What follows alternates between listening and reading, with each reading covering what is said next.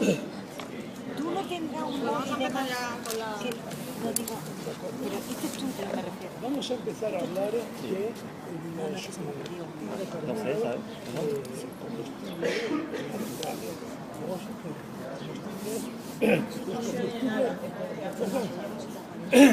los combustibles fósiles. Vamos a empezar a hablar de petróleo y gas en general, Fijaos, esto quiere representar una pequeña ensenada, que puede ser todo lo grande que se quiera, pero que tiene que cumplir algunas condiciones. Las condiciones que tiene que cumplir es que esté en comunicación con el mar, pero una comunicación muy tranquilita, de tal manera que las mareas no le influyen. Esto es prácticamente un mar interior. Entonces, si este mar interior está en condiciones tropicales, de calor, de temperatura, de radiación solar tropicales, aquí se va a dar una proliferación de vida enormemente amplia. Va a haber muchísima vida. Además, he puesto esto que es como un río.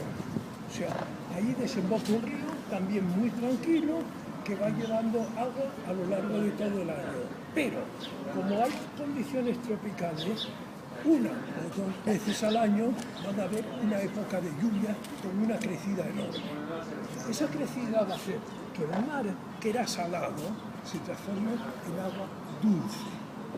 Al ser agua dulce, va a matar a todos los bichos que vivían ahí, porque eran bichos de agua salada.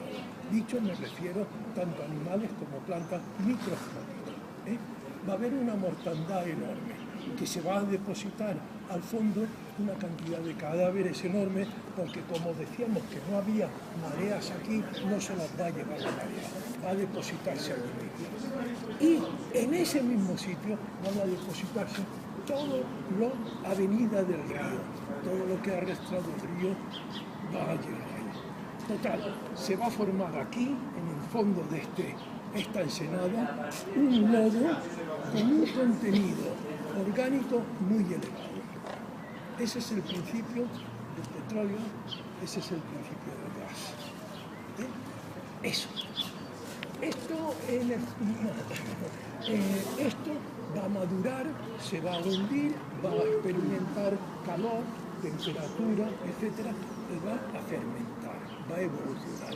Esa masa orgánica que había aquí se va a transformar en algo que es un combustible fósil.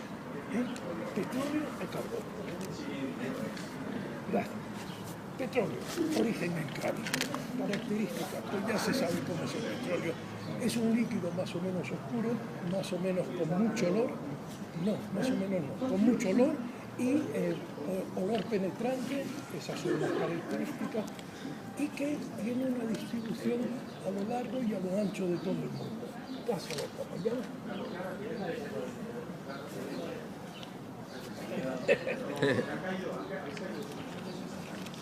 Aquí se ve, ¿no?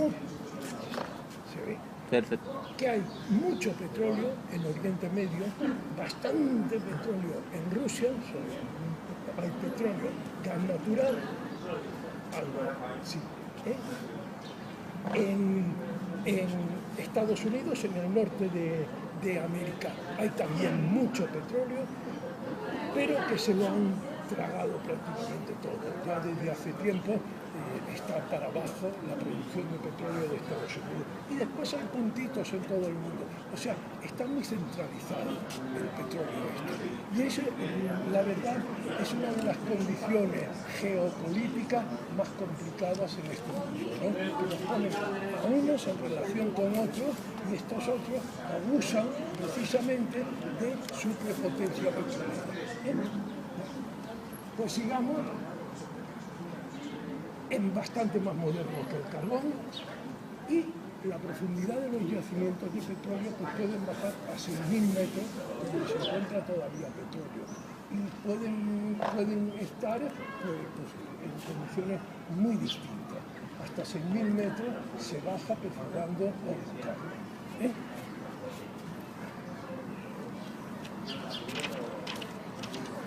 Hay hay una condición para que se pueda encontrar petróleo. El petróleo y el gas son fluidos que tienen una característica, son muy ligeros, de tal manera que si hay un petróleo que está en un cierto punto del mundo, al ser fluido y ligero, tienden a subir y se pueden colocar como está aquí, como está aquí, gas en la parte de arriba, petróleo y por debajo agua.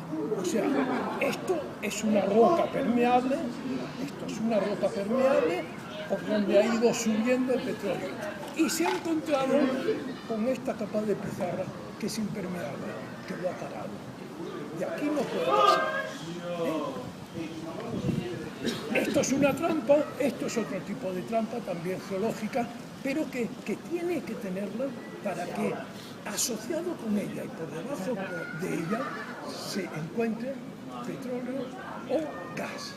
¿De acuerdo? Esto es una condición sine qua non. Esto, por ejemplo, es un típico yacimiento de petróleo, digamos que es una composición artística de lo que puede ser un yacimiento de petróleo, capa impermeable que se ha llenado de petróleo por medio de esta continuidad de esta capa. Hay petróleo por debajo y gas por arriba. Esto es bueno, una representación.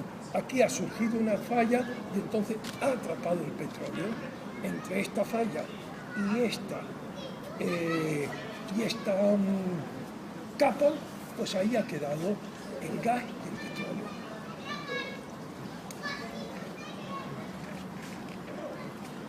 Este es el principio de la investigación del petróleo, perdón. Este es el principio de la investigación del petróleo. Detectar cómo allí debajo hay una cúpula, una trampa que le sirva al petróleo para ser cogido. Para irlo a buscar precisamente por debajo de esa trampa, como ha hecho esta máquina de perforación. Esto es lo principal. Hay que determinar esto. ¿Cómo se determina esto? Por procedimientos geológicos y físicos. En la investigación de estos yacimientos, os voy a explicar un poco por encima, por ejemplo, una manera de determinación. Es por sísmica. La sísmica es una técnica que consiste en provocar pequeños terremotos, provocarlos para escuchar sus consecuencias. Entonces, aquí se provoca un terremoto con una pequeña carga explosiva, pequeña o regular, una carga explosiva, y aquí se ponen chivatos, testigos, que cojan las vibraciones y se mide el tiempo que tarda la explosión de llegar de aquí a aquí. Se habla de milisegundos, milisegundos, y se va cogiendo este tiempo. Aquí, por ejemplo, llega en este tiempo, esto mide el tiempo, este tiempo. Aquí, a este segundo geófono, en este tiempo. Estos que están más alejados, cada vez en un tiempo mayor. Entonces, en esta curva se tienen una serie de datos de las formaciones allá abajo. Por otra parte, hay que completar esta curva con otra, que se dispara desde aquí y se van recogiendo en los mismos geófonos. Y entonces se tiene este conjunto de domocronas, que interpretadas dan la estructura del terreno. Este sistema ya no se usa. La última vez que se usó, y además con bastante éxito, fue en la determinación, en la definición del campo petrolífero de Argelia. Fueron los franceses, el BRGM, quien utilizó este método. Pero hay otros que ahora a este le han suplantado. De cualquier manera, se trata de determinar dónde hay una bóveda ya debajo que pueda haber atrapado petróleo. Daos cuenta que si esta bóveda no existe, el petróleo escaparía, llegaría a la superficie y en la superficie desaparecería por oxidación, se iría quemando de mar. Hay leyendas que hablan en el Oriente Medio, de fuegos eternos, Esto desde un punto de vista religioso se ha interpretado de manera, pero desde un punto de vista geológico se interpreta como que el gas ha llegado a la superficie, el gas acompañado de petróleo y tal, ha llegado a la superficie y se ha quemado, en un momento dado ha empezado a arder y sigue ardiendo mientras le siga llegando gas, fuego eterno. Bueno, este es el esquema de una perforadora, lo hemos visto en películas y demás, es un trasto de 60-70 metros de altura,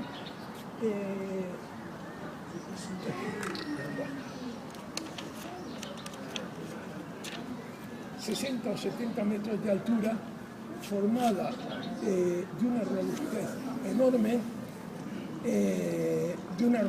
enorme, pero me gustaría inculcaros un poquito de respeto, porque aunque son estructuras enormes, son muy finas de manejar, muy finas de entender. Por ejemplo, aquí está una llave como la de los fontaneros, solo que pesa 300 o 400 kilos, ¿no? Bueno, pues hay que manejar este tipo de herramientas porque hay que ir a perforar hasta muchos metros debajo, ¿no?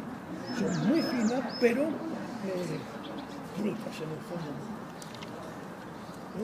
Este es el primer derek, esto es una fotografía de Pensilvania, el primer derek que se construyó. Derek se llama la estructura. Esto es la herramienta de perforación. Estos son 3 conos, como 3 piñas puestas así. 3 piñas, aquí quizás se ve mejor. Esto se apoya contra el fondo del pozo, se da vuelta al apretar contra el fondo del pozo, se clavan los dientes estos y al girar estos dientes se excavan la roca, y con eso se va abriendo. Esto es una estructura moderna, una plataforma marina que tiene su helipuerto, su antorcha. Esto es una antorcha para, si hay una venida de gas en un momento dado, poderla quemar aquí y quitársela de en medio, que no chamusque a la gente al que anda por aquí. Y esta es la cuestión del principio, ¿no? La primera barra que hay arriba, o sea, la última que se ha colocado, es cuadrada. Todas las demás son redondas, Todas las demás son redondas. Entonces, aquí se empuja y se clava la herramienta que está aquí. Y aquí hay, como es cuadrada, se mete en este agujero y este agujero es el que le hace girar. Se aprieta y gira. Ya tenemos la máquina en marcha. ¿De acuerdo?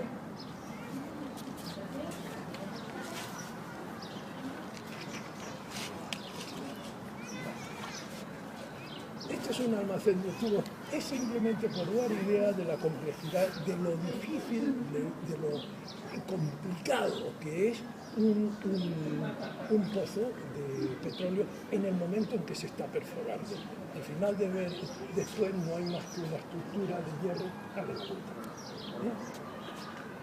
Bueno, en un estudio de un pozo hay un estudio inicial que es geológico y geofísico, y después se hace la perforación, composición, no sé qué se hace. Y una vez que se ha hecho todo el pozo, se hacen diagrafías, o sea, se pasan elementos a lo largo de todo el pozo, elementos que van estudiando físicamente las condiciones del terreno. Por ejemplo, estudian la velocidad de las ondas sonoras y las va registrando en un gráfico a todo lo largo del pozo. Se estudia el diámetro, eso es muy interesante, estudiar el diámetro.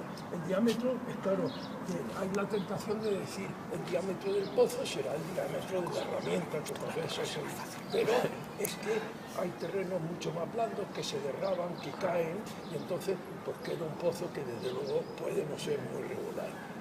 Se estudia también las emisiones de radio de la formación, se estudia infinidad de cosas, y todas ellas dan una serie de datos sobre, por ejemplo, la conductividad del terreno también se estudia. Esto dan datos sobre la composición física del pozo. Este es un aparatito para hacer esto que estoy diciendo ahora, para hacer diagrafía, pero esto sirve para 100 metros. Esto es para pozos de agua más que nada, para localizar dónde haya avenidas de agua, por ejemplo. Esto mismo, para un pozo de petróleo, es un camión enormemente grande con herramientas que pesan 300 o 400 kilos para determinar lo mismo que el otro, solo que a profundidades mucho mayores. Estas son las biografías que se hacen, gamma natural, recoger las vibraciones, la temperatura a lo largo de todo el pozo. La temperatura a lo largo de todo el pozo pues puede indicar los acuíferos. Si hay entrada de agua, pues estará más frío. Resistividad, se mide la resistividad del terreno, todas estas cosas. ¿Para qué sirve hacer todas estas cosas? Para dos cosas. Primero, para conocer el propio pozo. El pozo hay que conocerlo muy bien antes de meterse a gastar más dinero en él. Hay que conocerlo muy bien. Y también para relacionar pozos. Si en un campo de petróleo se hace un pozo aquí que se conoce, que se sabe cómo responde y tal, y se hace otro 3 kilómetros más abajo, y se van cortando las mismas formaciones, pues podemos decir que lo aprendido en uno sirve también para los sistemas.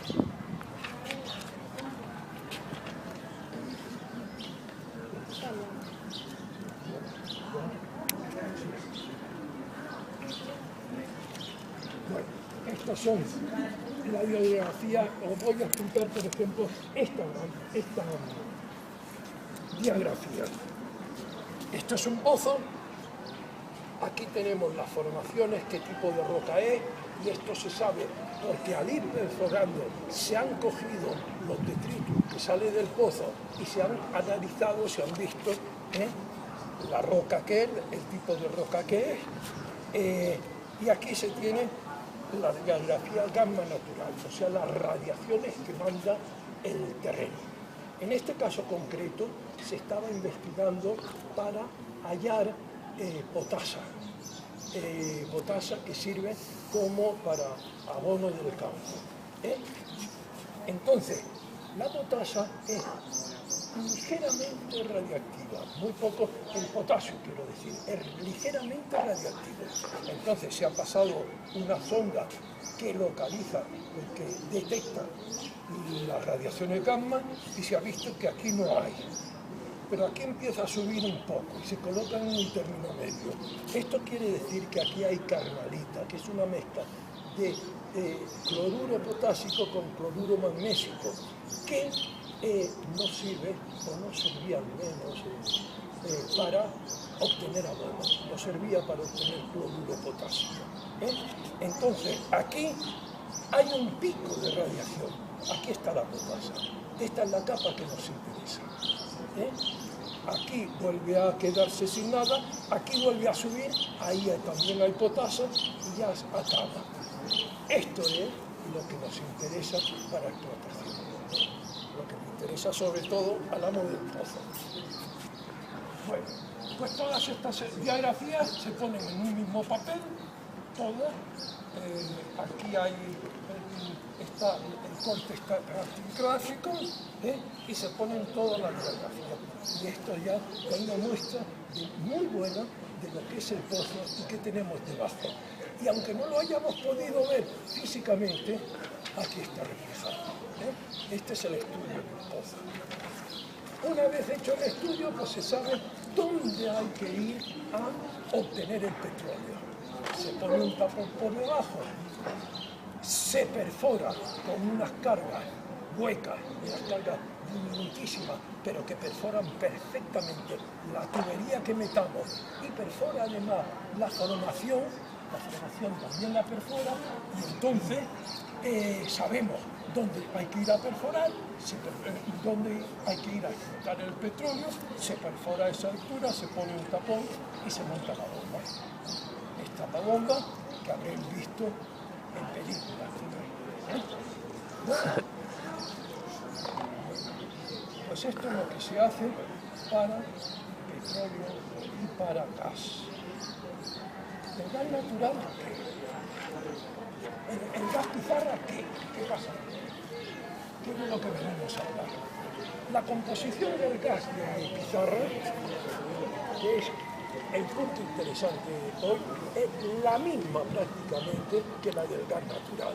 Desde luego no hay dos yacimientos de gas natural que den el mismo gas, puesto que en algunos hay unas impurezas y en otros otros. Pero salvando esas impurezas, exactamente lo mismo es el gas de pizarra.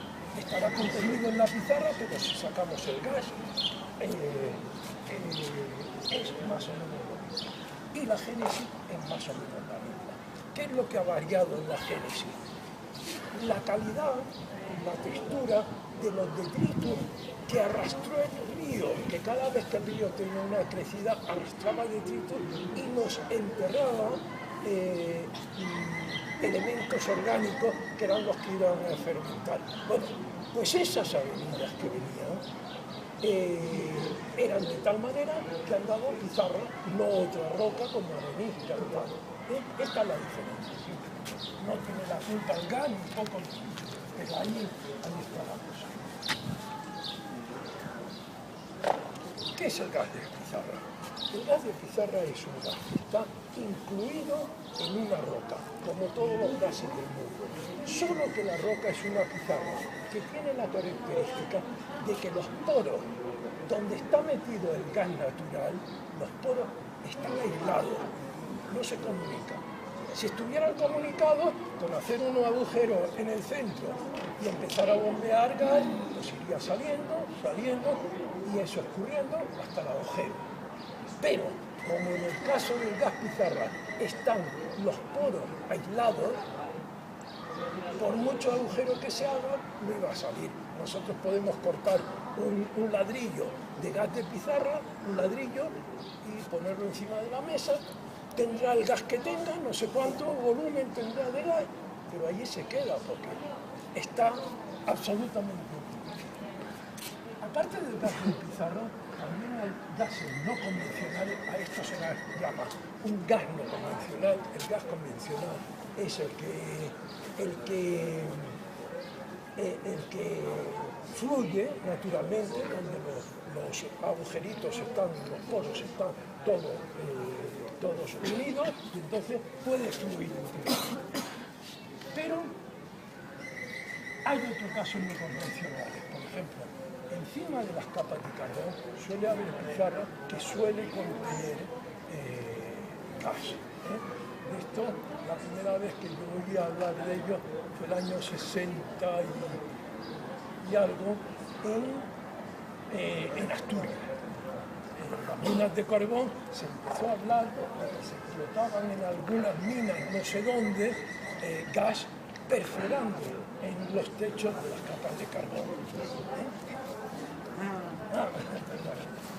Otro es en sales cloradas.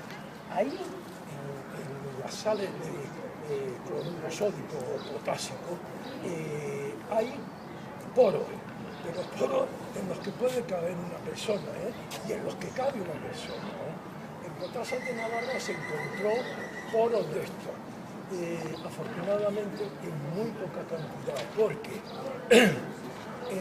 hubo veces en las que un operario, un ciudadano, perforando en lo que se creía roca maciza sin más, con la barrena, pegaba en uno de estos. La presión del gas allí era tan grande que salió disparado, un ciudadano salió disparado contra el hastial de enfrente, quedó muerto. Y esto del hidrogase es una cosa muy fastidiosa que hay que apuntárselo con mucha atención. Los hidrogases se dan, es una combinación entre cristales de hielo y metano. El metano en las minas de carbón se llama grisú cuando está mezclado con el aire.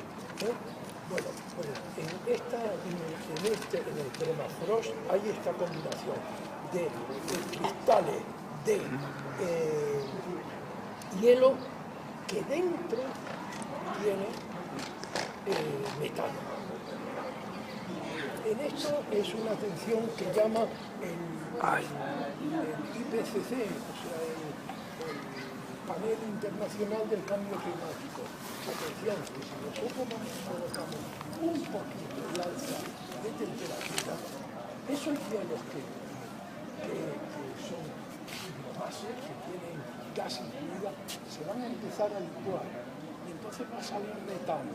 El metano es un gas que tiene 20 veces la potencia de bloquear los radios, la radiación ultravioleta y provocar un cambio.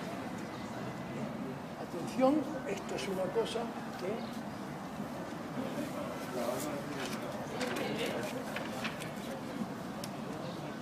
el gas de pizarra se empezó a explotar en los años 70. Y esto es una fecha clave en la historia de la energía, ¿no? De la historia de la relación de las personas con la energía. Porque en el año 1973 se declaró la primera crisis de la energía. La primera crisis de la energía fue un invento financiero, puramente financiero.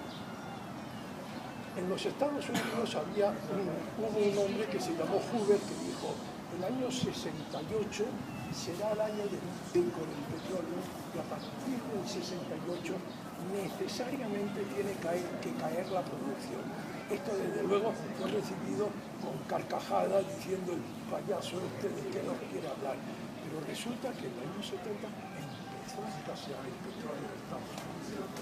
Entonces la reacción fue armar el bosque en todo el mundo, encareciendo el petróleo, diciendo que no había petróleo, que no, encareciéndolo, y entonces creando un barullo tal que ocultó su falta de advertencia, a pesar de todas las advertencias que había.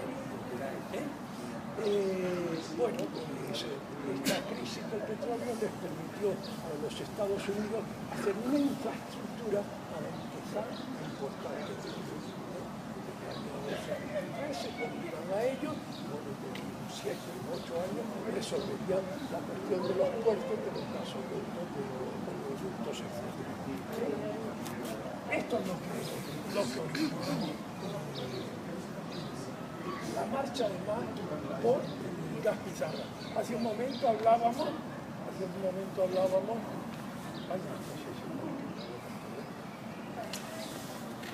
no, era, no, perdona, oh, mira, yo miraba para abajo. Hablábamos de cuando empezó a explotarse el gas de pizarra, años 70. Tuvo otra misión en lo del gas petróleo, en lo del gas pizarra. Mirar, aquí hay pizarra de sobra, tal, o sea que ¿para qué vamos a seguir con los programas de la energía renovable? California ya había empezado a construir sus centrales solares. Luego hay una cosa que le favoreció muchísimo al gas pizarra, que es que las leyes de agua, de protección de agua, no cuentan para los petroleros. Los petroleros es una gente muy importante, el gas pizarra no está por decir una cosa, la protección del agua, no es vida de mar, así que no va a. Y por otra parte, los avances técnicos que han sido fundamentales para la pizarra han sido la perforación horizontal y las técnicas de fracking, precisamente las técnicas propiamente de fracking. Antonio, ¿te puedes echar un poquito para atrás para que nos lleve tu voz a todos? ¿Para qué? Sí, es que si te vienes a Sí, perdóname, sí, perdón. Bueno, el caso estaba diciendo la perforación horizontal. Se ha perforado muchas veces desde hace mucho tiempo en horizontal, pero esto no se refiere a eso. Se refiere a hacer un pozo vertical, por ejemplo, de 2000 metros, y al llegar a una cota que interese, doblarlo y seguir horizontalmente. Pero además seguir horizontalmente controlando dónde va la cabeza del sondeo, cómo va, a qué altura. Todo esto se llegó a dominar, ya se llegó a dominar. Entonces, estas fueron las razones, por una parte razones puramente políticas, por otras financieras y por otras técnicas, que claro, todo eso habría que apoyarlo. Gas de pizarra hay muchísimo, y en esto tenía razón la gente que decía nada, no preocuparse, no ir a las energías renovables, que aquí vamos a hacer. En Estados Unidos está a la cabeza de esta recuperación, vamos, con mucha ventaja. Se han descubierto todas estas manchas en verde claraditos, son pizarras con gas. En todos estos sitios hay gas de pizarra, o sea, hay cantidades enormes.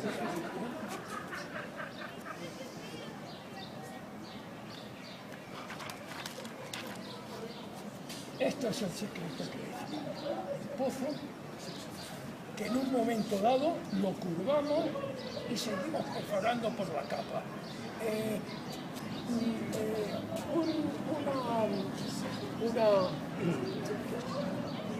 Estudio sobre el gas de pizarra que yo tengo, que yo digo que es muy famoso, el Tyndall, hablando de todas estas cosas, pone como prototipo un pozo de 2000 metros de profundidad y 1200 metros de galería horizontal. Esto se hace y más todavía. Muy bien. ¿Cómo se hace este pozo? Pues como todo. Se empieza a perforar. El diámetro típico de empezar una perforación de este tipo, de gas de pizarra o de petróleo, es de 640 milímetros, más o menos así. Se empieza a perforar a este tamaño hasta que se llega a la roca. Se supone que se empieza a perforar en terreno flojo, hasta que se llegue a la roca. Cuando se llega a la roca se perfora un poco más y se mete un tubo de ese diámetro. Se encaja en la roca, y se cementa alrededor. Se echa una colada de hormigón y se cementa. Después se sigue perforando en el interior, o sea, se baja el diámetro de perforación y se sigue perforando hasta pasar un acuífero. Cuando se pasa un acuífero hay que levantar todas las artas y poner una serie de tubos que se van soldando y se van bajando, se sueldan y se bajan para proteger el acuífero. Este tubo se vuelve a cementar, se vuelve a echar una colada de hormigón aquí encima, entre el primer tubo que hemos metido y el que acabamos de meter, por aquí debajo, fue entre las paredes del sondeo y el tubo. Se sigue perforando. Aquí, por ejemplo, se ha dejado otro tubo que ha atravesado un acuífero salino. Pues se cierra para protegerse a nosotros y al acuífero. Y se llega y se mete en el y esa es la operación de perforación. Ya está nuestro pozo hecho. Lo único único que hay que hacer ahora es el fracking, que es de lo que hay que hablar. Bueno, pues en esta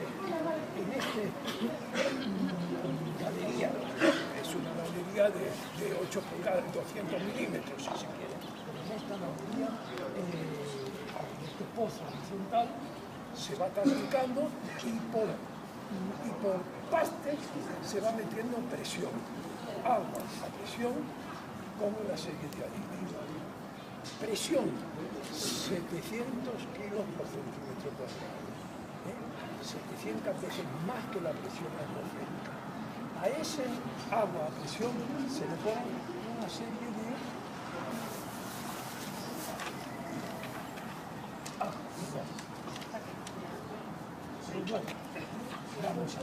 Entonces, lo que se hace para ocupar menos tierra allá arriba es, desde un pozo, aquí hay un pozo, se hacen 6 pozos. No, desde un punto se hacen 6 pozos. Por ejemplo, se perfora hasta la planta que sea, se pone en horizontal y se avanza X metros hacia el norte. Se hace otro más o menos en los mismos hacia el sur y así se tocan varios. Entonces, se va a explotar todo este campo. Todo este campo se va a explotar desde ese pozo. Se va a otro pozo, etcétera, etcétera. Esto, desde luego, desde un punto de vista ambiental, tiene una importancia enorme.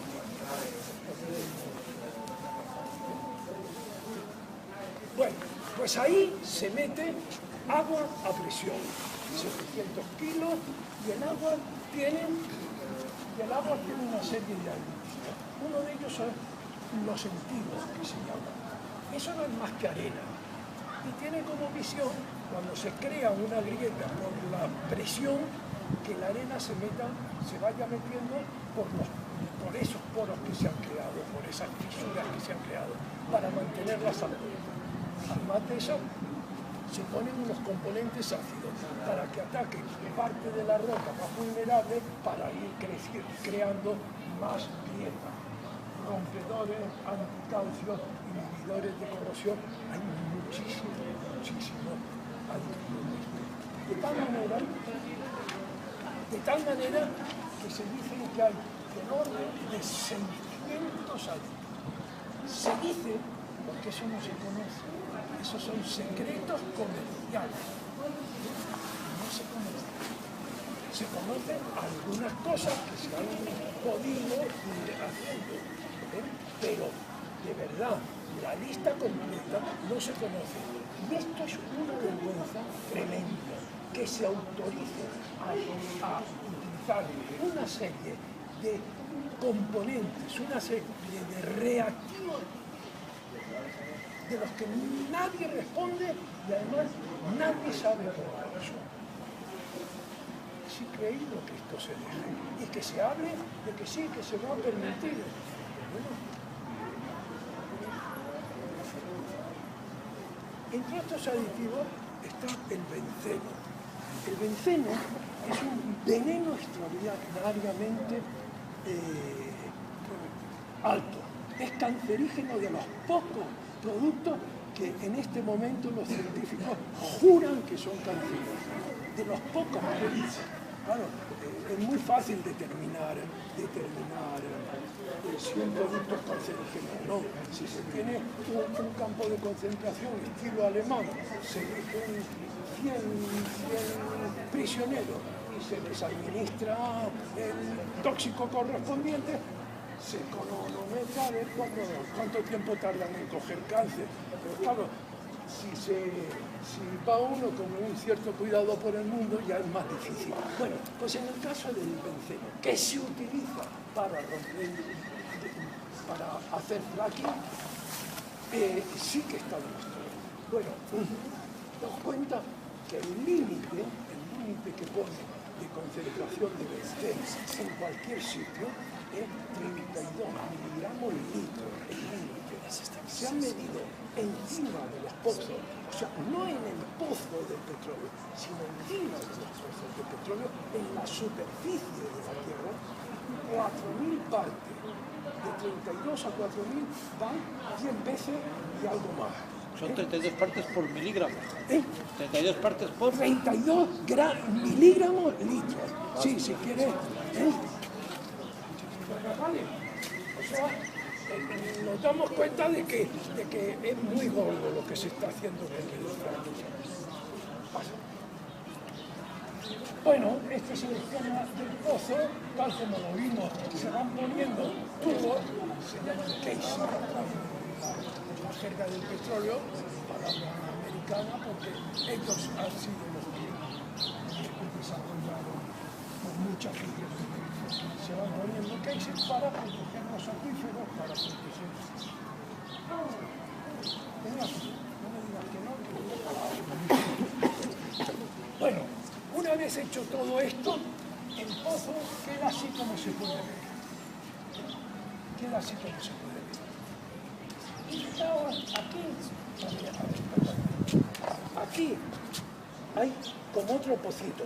Este es como el papá y este es la criatura. Es esto, este es el pozo de verdad y este la criatura.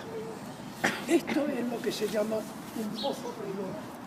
Se pone ahí para llegar hasta el nivel acuífero, sobre todo el nivel acuífero que se usa, que se utiliza en la zona, y vigilar si tiene contaminación.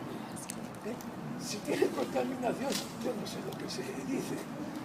Calor, yo no sé lo que se puede decir, pero vamos, habría que salir por pie muchas veces, porque ya está contaminado.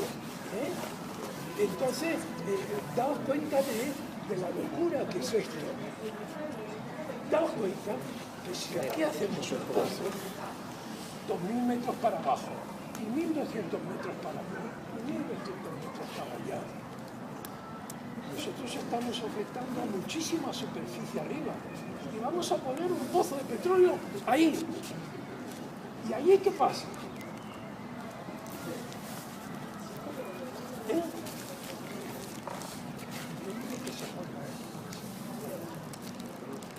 Bueno, esto es un pozo. Esto se llama, en el argot de petróleo, árbol de Navidad, porque es un coso que le sale mucho a ramas y tal y cual. Un árbol de Navidad, y este es un señor que está puesto ahí para comparar.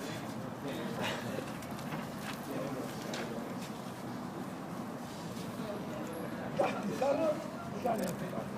¿Cuáles son las diferencias? Mirad, nosotros, se ha hecho un pozo, se ha protegido los acuíferos poniéndole un casing, un tubo que se hace menor. Se ha protegido mucho. Se ha seguido perforando, se llega a 2.000 metros, se da una galería para aquí, luego se hace otro pozo, otra galería para allá, y así 6 en un cuadrito. En cada uno de estos pozos vamos a empezar a meter agua a toda presión, con una serie de venenos dentro para abrir la roca. Toda esa presión nos va a mover el varillaje de arriba abajo. Va a cantar el cementado de los tubos. Pues en algunos casos sí, en otros no. Y desde luego que en otros no ha aguantado, de eso hay documentación. De eso hay documentación. Pensar que muy bien está aislado en los acuíferos. Pero resulta que en algunas casas de zonas de explotación de esto, el agua arde. Esto no es un chiste contra los bomberos ni nada de eso. Es que se abre un grifo, se acerca una cerilla y salen llamas. Es increíble. Y Y esto se ha hecho, y esto se sigue haciendo. ¿Verdad? ¿Por qué?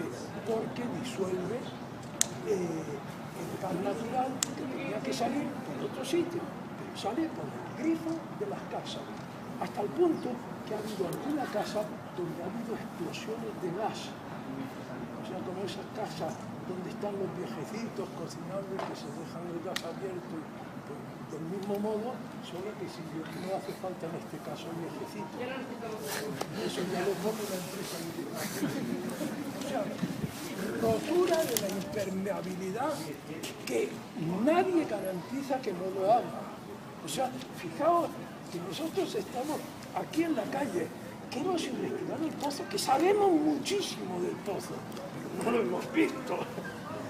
Todo eso que hay debajo no lo hemos visto. Lo hemos averiguado por una serie de circunstancias muy bonitas, muy claras, muy científicas, pero que pueden... Esto es un uso de altísima presión. Bueno, pasa otra cosa aquí. Esto es la trampa geológica que veíamos antes. Esta es la trampa geológica.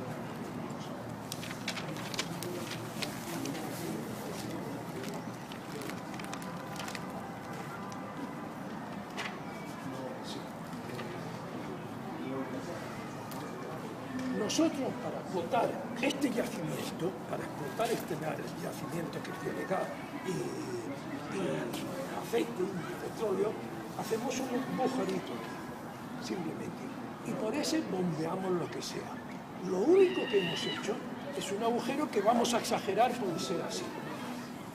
De resto, toda la trampa queda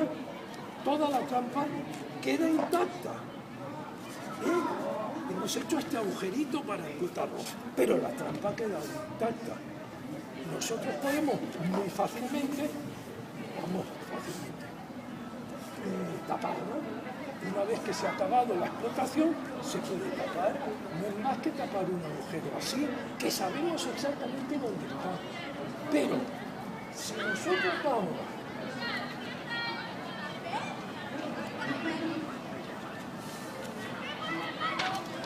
hacer lo que hacíamos antes, esto ya lo hemos pasado, ¿quién nos garantiza que encima de esta capa que hemos craquizado, sí, que la hemos hecho bruta, la hemos roto absolutamente, ¿quién nos garantiza que aquí encima va a haber una trampa que funcione? ¿Quién lo garantiza? Se pueden hacer muchos estudios geológicos y se puede ver que hay capas de pizarra por arriba, pero nadie nos garantiza que no haya una grieta, una falla tal que pueda permitir el paso. Ni siquiera son perfectos, ni siquiera los ingenieros de vida son perfectos. O sea, aquí va a quedar gas y que va a poder salir. Es lo que pasaba en Oriente Medio, los fuegos eternos. Se quedó un petróleo y que en un momento dado empezó a salir una llama, y mira qué bonita, y vamos a darles interpretaciones. Bueno, pues aquí puede pasar lo mismo. Cuando nosotros hagamos polvo esta capa, ¿quién nos garantiza que el gas que va a salir de aquí no va a llegar a la superficie? Aquí puede haber cuevas enormes y si no cuevas, una grieta. Eso es llenar una casa de gas natural, de grisú. Aquí tenemos otra formación. Esto es un dibujo que pero esto representa uno de los yacimientos importantes de Estados Unidos, la capa de Un poquito más para atrás. Un poquito más para atrás para que vean allí. Vale.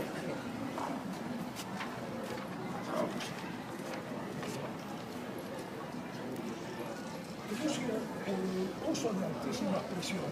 Fijaos.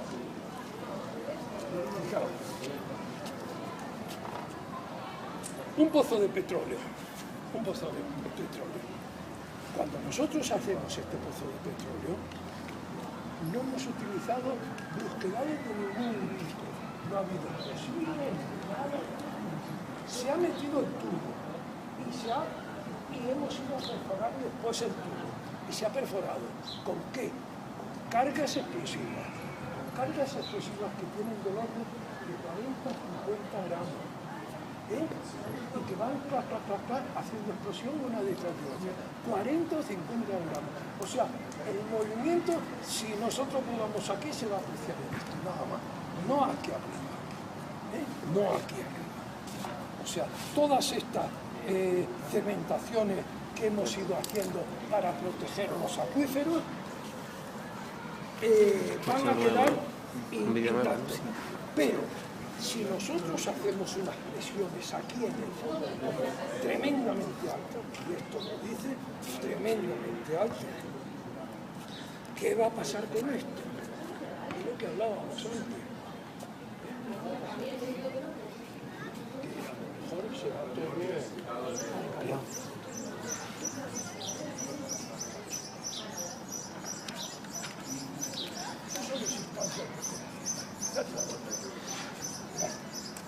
Uso de situaciones.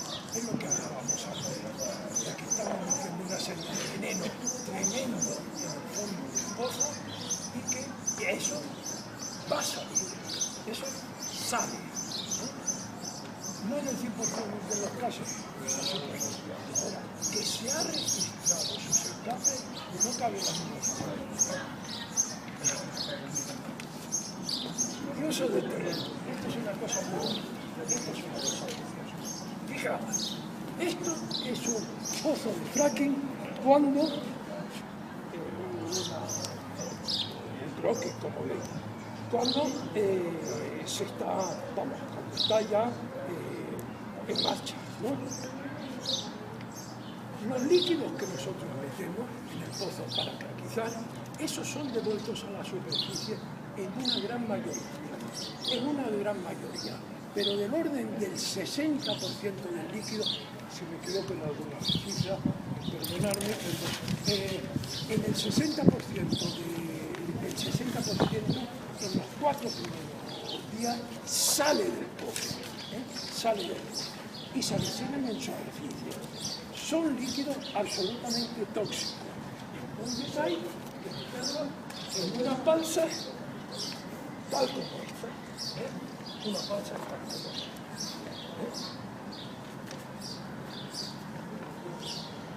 ¿Qué pasa con ella? Producto tóxico y peligroso. Se llevan todo a un lugar que es la base química.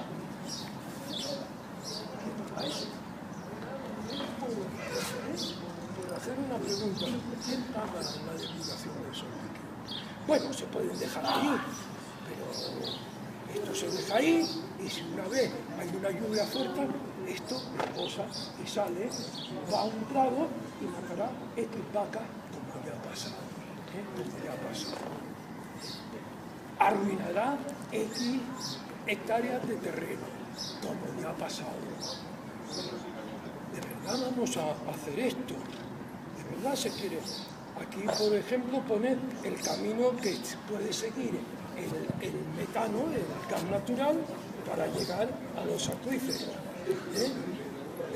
Y esto es lo que decíamos antes. El gas sale de aquí, saldrá de por aquí, etc. Y se ha hecho un pozo de... Ah, no, esto es un pozo de agua de beber. Y claro, agua potable y llega.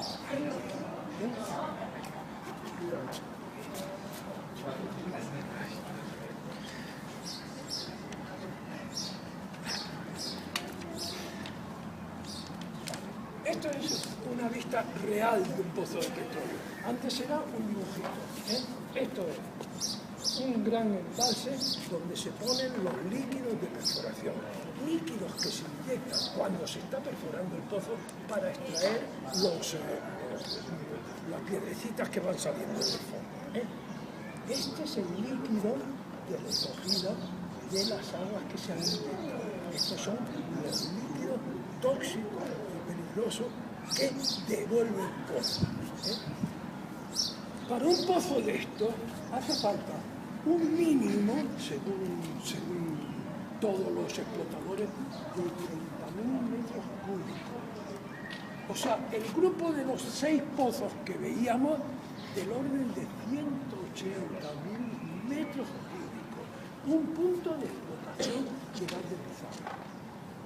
180.000 metros, son muchos metros cúbicos, ¿eh? Una persona consume al día 150 litros, más o menos. Y aquí hablamos de 180.000 metros cúbicos. Desde luego, habrá sitios donde no se puede hacer esto por falta de agua, simplemente. O sea, incluso si se condena a no beber agua a todos los habitantes. Esto, lo único que queda, un pozo de esto, en fase de... Qué lástima que esto sea, que no sea una feria, vamos. Qué lástima que esto no sea una feria. Este es un pozo con todo lo que necesita para meter 180.000 metros cúbicos en el pozo, pues hace falta una fila de camiones, uno detrás de otro, uno detrás de otro.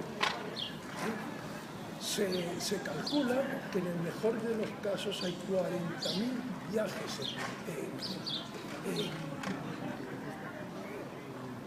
camión para abastecer esto de agua, de productos tóxicos, etcétera, etcétera.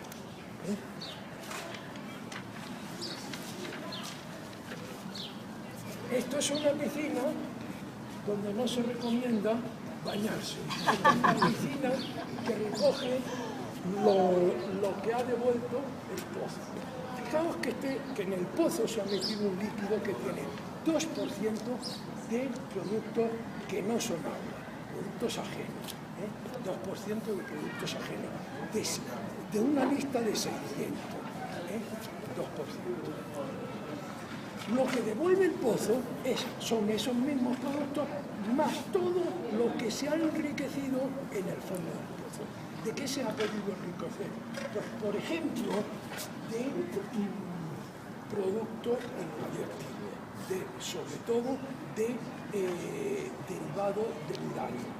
Fijaos, cuando el gas se formó, que hablábamos de esa ensenada, y que venía el río y mataba a todos los bichos, tal, pensar que el río ese podía traer uranio,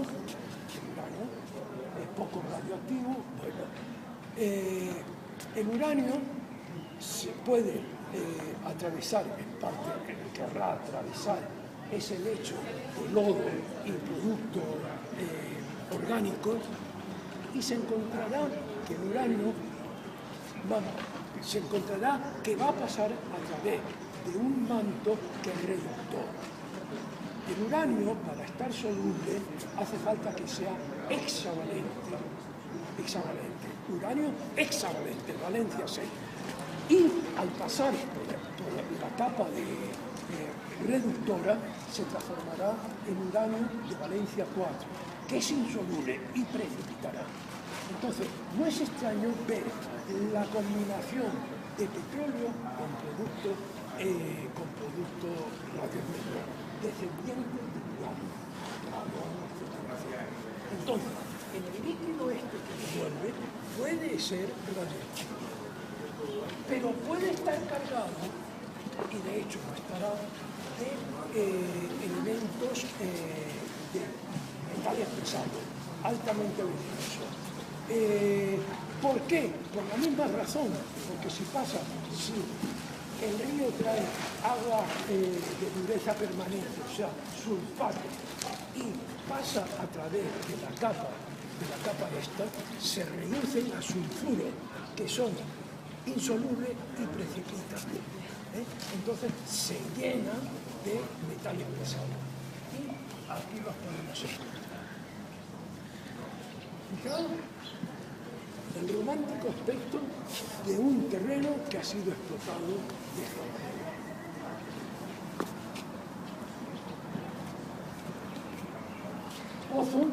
pozo, pozo, pozo.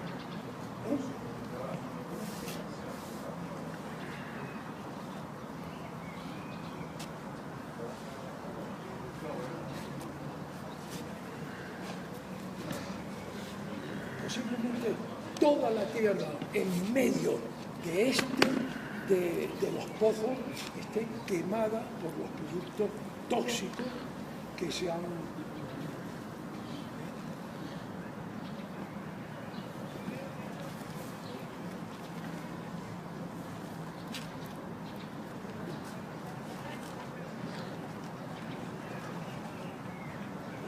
Esto ya es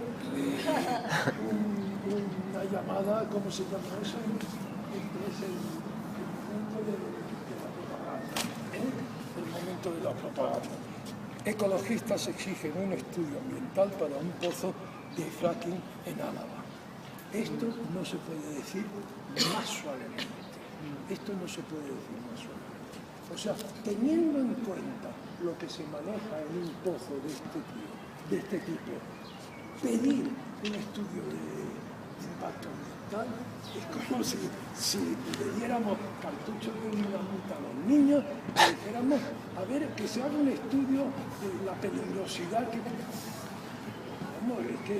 Vamos, podemos hacerlo y podemos dejarnos la barba, yo qué sé, podemos hacer muchas cosas, pero luego poco razonable.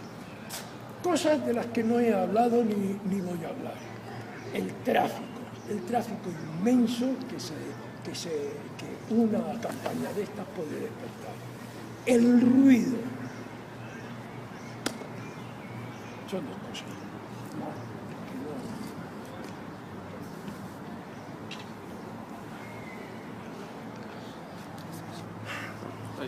Venga, ¿quién quiere decir algo?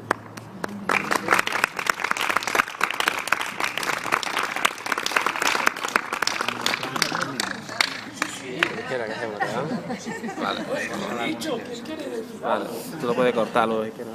A ver, ya te voy a preguntar por el agua que utilizas, la cogerán de un acuífero. Yo entiendo que normalmente la... O de río, o de un embalse. Y luego la dejan en una base. No puede ser que la inyecten... No. Bueno, la dejan en una balsa temporalmente. Después eso hay que cogerlo y tratarlo. Pero claro, yo he visto una casa que hace propaganda de eso precisamente, de que ella trata estos productos y su trabajo consiste en evaporación y encontrar una masa del 2%, esa masa sólida que se ha puesto, ¿qué hace? Inyectarlo es otra cosa que se ha hablado, pero es que estamos en el mundo. Una inyección, ¿dónde se hace? ¿Cómo se hace? O sea, en petróleo sí se hace, ¿no? Todo lo inyectan y ya... Sí, y lo dan por acabado. Vamos, eso es una comunidad muy grande, ¿no? Eso no es tratar las cosas, eso es comer la basura debajo de la alfombra.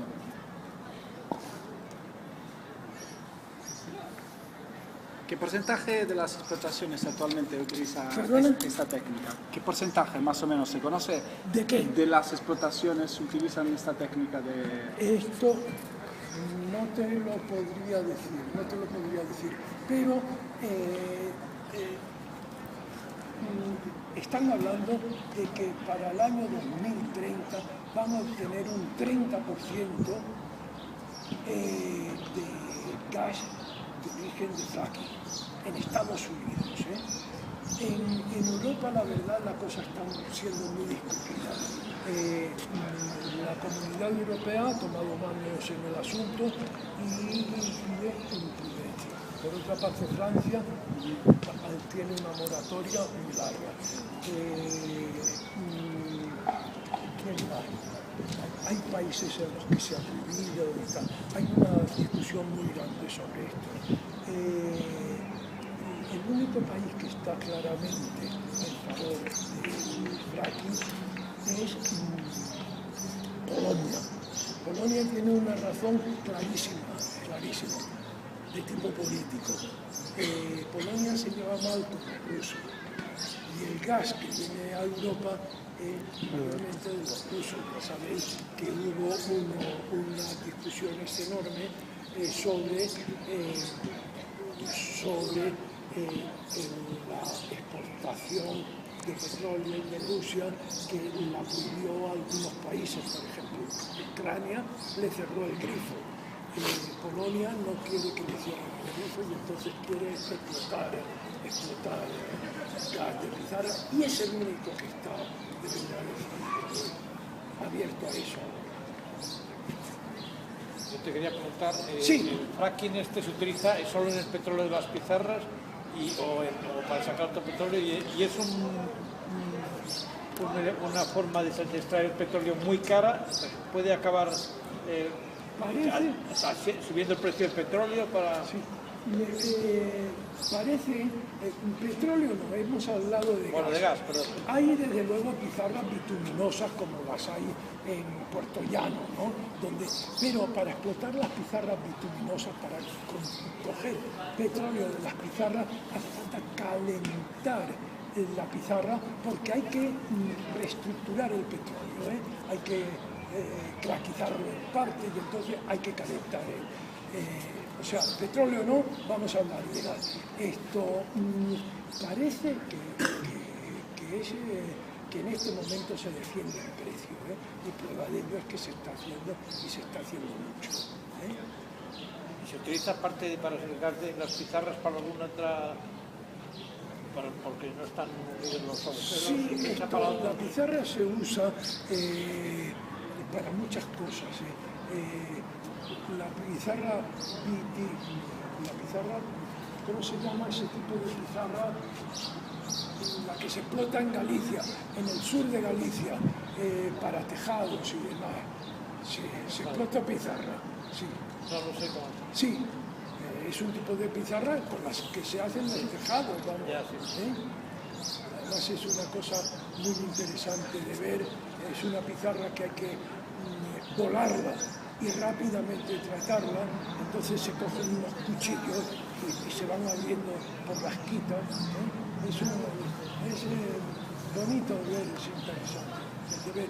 Y además estas pizarras es como si maduraran y ya no sirven, porque si se dejan al aire durante un tiempo, ya no rompen como deberían, no sé.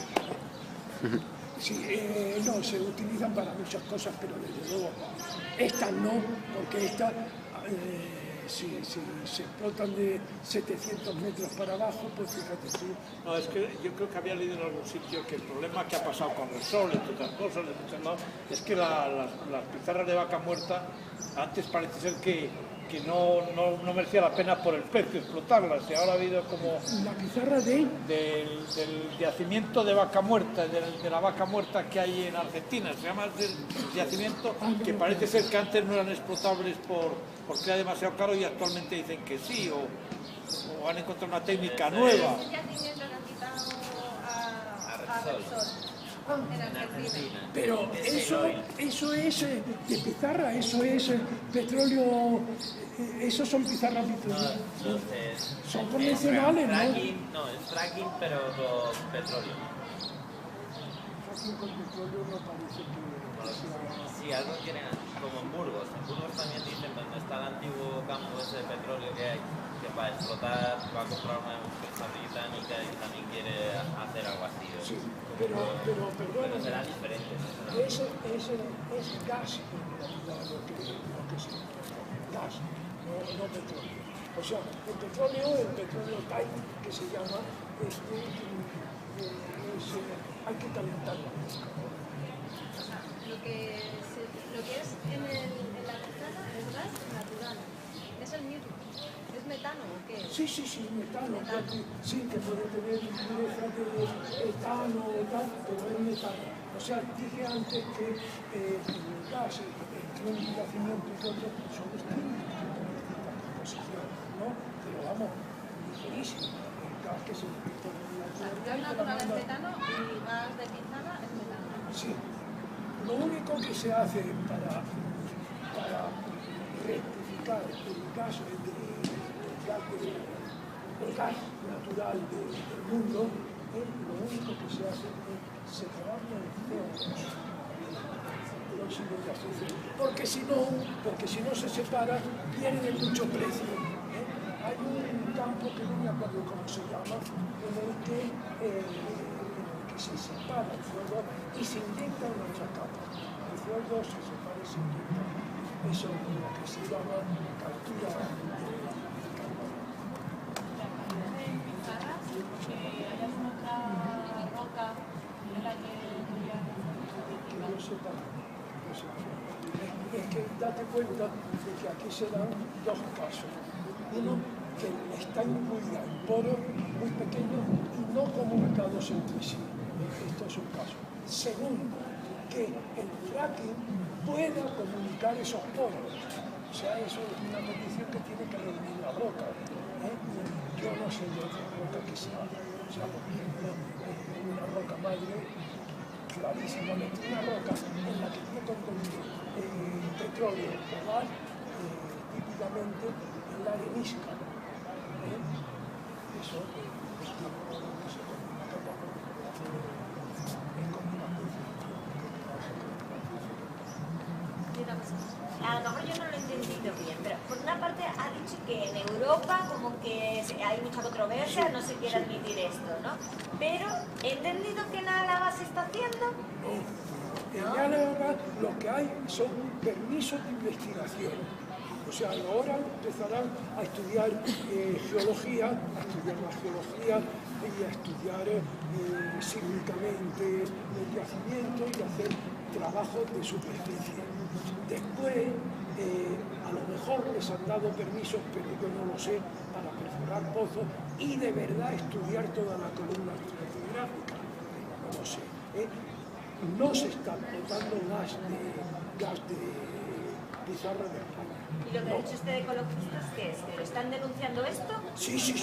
Uy, hay un movimiento, mira, hace 15 días, más o menos, hace, bueno, eso, 10 días, 15, estuvimos en las Merindades, que es la zona esta de Burgos, con Cantabria y con el País Vasco, toda esa zona. Y estuve 3 días, di 3 charlas. Bueno, esto, menos, oye, el pueblo a lo mejor decía es de 1000 habitantes, la que vio 150 personas.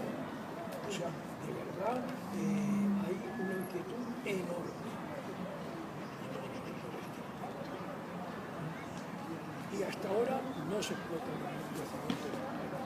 Lo único que se ha explotado son las pizarras bituminosas de Puerto Llano, que eso se extraía la pizarra muy somera, se calentaba y eso destilaba petróleo. Como la de Canadá. Pues sí, más parecido a eso. Pero esto era pizarra. Me ha parecido entender que antes había un par de cosas de las que no habías hablado y una era de los ruidos. Sí. Y otro, Yo he leído en internet, buscando imágenes sobre fracking, que se asocia esto a ruidos que escucha la gente muy fuertes, que no sabían si era la tierra, que sonaba, no sé bueno, exactamente qué. se ha dicho también que el fracking puede provocar seísmo. Yo la verdad no sé si creerlo o no. Yo soy bastante escéptico. Vosotros pensar que la tierra no es un coso macizo, que no, aquí en este sitio, que no es especialmente sísmico, pues a lo mejor al cabo del día se podrían registrar 2, 3 ligeros temblores de tierra. Que alguno sea un poco más alto, pues sí, se ha llegado a notar temblores de tierra en Madrid. Entonces, si hay una explotación debajo, se achaca a ella, pues se achacaría a ella. No sé, yo no sé si creemos mucho. En cuanto al ruido, no lo sé. De verdad hay una cosa. que si se está en un sitio y debajo se está explotando una capa, esa capa se está haciendo minuta. ¿Habrá asentamientos posteriores? O sea, ¿habrá terremotos? Pues sí, los habrá. Sobre todo, claro, si se explota en toda la corrida de la capa, se explota, pues claro, queda un poco en falso todo. Pequeños asentamientos, grandes asentamientos, no sé. Y otra cosa, a nivel de salud, ¿hay plataformas de afectados ya en Estados Unidos por esta técnica que hayan sufrido consecuencias? Bueno, esto se ha hecho sobre todo en Estados Unidos. Eso no se puede en Estados Unidos. Pero vamos, esperemos que alguna vez resucite. Pero yo no sé de ninguna plataforma. Lo que sí sé es que, por ejemplo, las compañías de fracking dicen que las reclamaciones que quieren atenderlas entre 24 y 48 horas. Oiga, que a mí se me prende fuego el agua. Un momento, en 48 horas le conflictamos.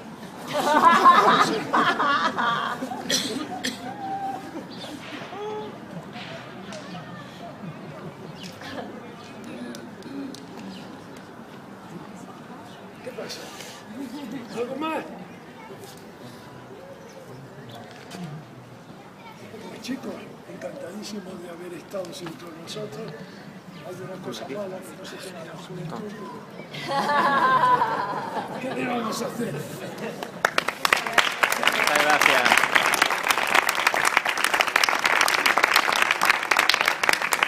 ¿Vas a recoger los correos de alguien?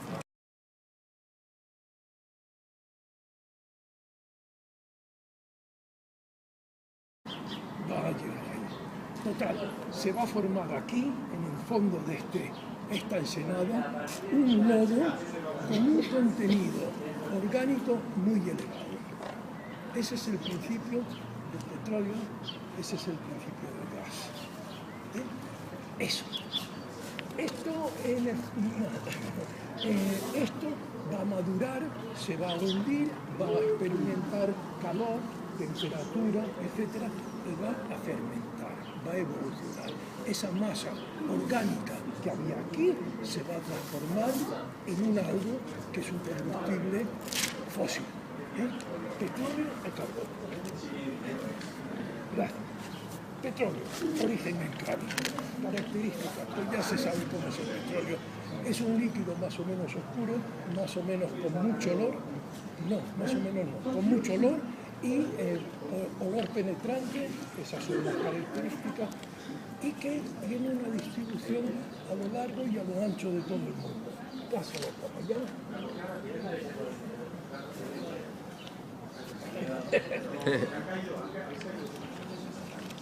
Aquí se ve, ¿no? Se ve.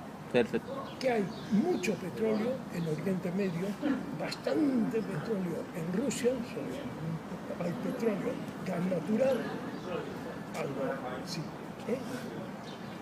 En Estados Unidos, en el norte de América, hay también mucho petróleo, pero que se lo han tragado prácticamente todo. Ya desde hace tiempo está para abajo la producción de petróleo de Estados Unidos. Y después hay puntitos en todo el mundo. O sea, está muy centralizado el petróleo este. Y eso, la verdad, es una de las condiciones geopolíticas más complicadas en este mundo, ¿no? Que nos ponen a unos en relación con otros y estos otros abusan precisamente de su prepotencia petrolera. Pues sigamos. Es bastante más moderno que el carbón y la profundidad de los yacimientos de petróleo pues pueden bajar a 6.000 metros donde se encuentra todavía petróleo y pueden estar pues, en condiciones muy distintas. Hasta 6.000 metros se baja perfilando el carbón.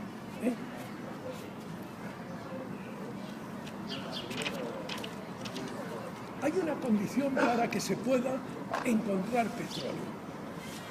El petróleo y el gas son fluidos que tienen una característica, son muy ligeros. son muy ligeros. De tal manera que si hay un petróleo que está en un cierto punto del mundo, al ser fluido y ligero, tienden a subir. Tienden a subir y se pueden colocar como está aquí. Como está aquí. Gas en la parte de arriba, petróleo y por debajo agua. O sea, esto es una roca permeable, por donde ha ido subiendo el petróleo. Y se ha encontrado con esta capa de pizarra que es impermeable, que lo ha parado. De aquí no puede pasar. Esto es una trampa, esto es otro tipo de trampa, también geológica, pero que tiene que tenerla para que, asociado con ella y por debajo de ella, se encuentre petróleo o gas. ¿De acuerdo? Esto es una condición sine qua non. Esto, por ejemplo, es un típico yacimiento de petróleo, digamos que es una composición artística de lo que puede ser un yacimiento de petróleo, capa impermeable que se ha llenado de petróleo por medio de esta continuidad de esta capa. Hay petróleo por debajo y gas por arriba. Esto es bueno, una representación. Aquí ha surgido una falla y entonces ha atrapado el petróleo. Entre esta falla y esta, la última vez que se usó, y además con bastante éxito, fue en la determinación, en la definición del campo petrolífero de Argelia. Fueron los franceses, el BRGM, quien utilizó este método. Pero hay otros que ahora a este le han suplantado. De cualquier manera, se trata de determinar que hay, donde hay una bóveda ya debajo que pueda haber atrapado petróleo. Daos cuenta que si esta bóveda no existe, el petróleo escaparía, llegaría a la superficie y en la superficie desaparecería por oxidación, se iría quemando demás. Hay leyendas que hablan de, en el Oriente Medio, de fuegos eternos. Esto desde un punto de vista religioso se ha interpretado de manera, pero desde un punto de vista geológico se interpreta como que el gas ha llegado a la superficie, el gas acompañado de petróleo y tal, ha llegado a la superficie y se ha quemado, en un momento dado ha empezado a arder y sigue ardiendo mientras le siga quemando más. Fuego eterno. Bueno, este es el esquema de una perforadora, lo hemos visto en películas y demás, es un trasco de 60-70 metros de altura,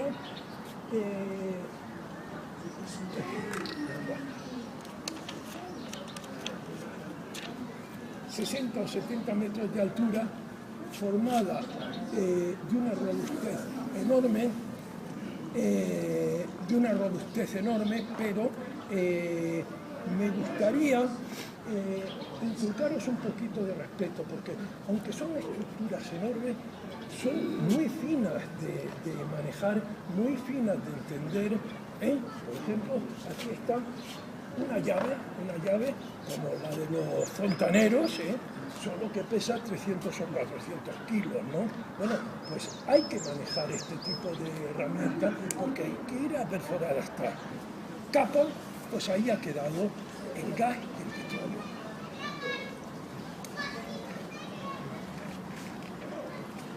Este es el principio de la investigación del petróleo, perdón. Este es el principio de la investigación del petróleo. Detectar cómo allí debajo hay una cúpula, una trampa que le sirva al petróleo para ser cogido. Para irlo a buscar precisamente por debajo de esa trampa, como ha hecho esta máquina de perforación. Esto es lo principal. Hay que determinar esto. ¿Cómo se determina esto? Por procedimientos geológicos y físicos. En la investigación de estos yacimientos, os voy a explicar un poco por encima, por ejemplo, una manera de determinación. Es por sísmica. La sísmica es una técnica que consiste en provocar pequeños terremotos, provocarlos para escuchar sus consecuencias. Entonces, aquí se provoca un terremoto con una pequeña carga explosiva, pequeña o regular, una carga explosiva, y aquí se ponen chivatos, testigos, que cojan las vibraciones y se mide el tiempo que tarda la explosión de llegar de aquí a aquí. Se habla de milisegundos, milisegundos, y se va cogiendo este tiempo. Aquí, por ejemplo, llegan en este tiempo, esto mide el tiempo, este tiempo. Aquí, a este segundo geófono, en este tiempo. Estos que están más alejados, cada vez en un tiempo mayor. Entonces, en esta curva se tienen una serie de datos de las formaciones allá abajo. Por otra parte, hay que completar esta curva con otra, que se dispara desde aquí y se van recogiendo los mismos geófonos. Y entonces se tiene este conjunto de domocronas que interpretadas dan la estructura del terreno. Este sistema ya no se usa. Tú no tendrás un sistema que no digo, pero este estudio me refiero. Vamos a empezar a hablar de los hidrocarburos,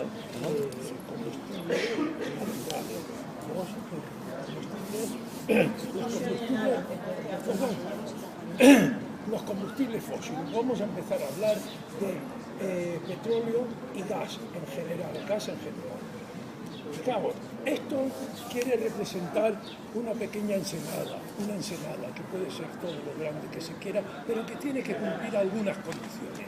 Las condiciones que tiene que cumplir es que esté en comunicación con el mar, pero una comunicación muy tranquilita, de tal manera que las mareas no le influyan. Esto es prácticamente un mar interior. Entonces, si este mar interior está en condiciones tropicales, de calor, de temperatura, de radiación solar tropicales, aquí se va a dar una proliferación de vida enormemente amplia. Va a haber muchísima vida. Además, he puesto esto, que es como un río. O sea, ahí desemboca un río también muy tranquilo, que va llevando agua a lo largo de todo el año. Pero, como hay condiciones tropicales, una o dos veces al año van a haber una época de lluvia con una crecida enorme. Esa crecida va a hacer que el mar, que era salado, se transforme en agua dulce. Al ser agua dulce, va a matar a todos los bichos que vivían ahí, porque eran bichos de agua salada. Bichos me refiero tanto a animales como plantas microscópicas.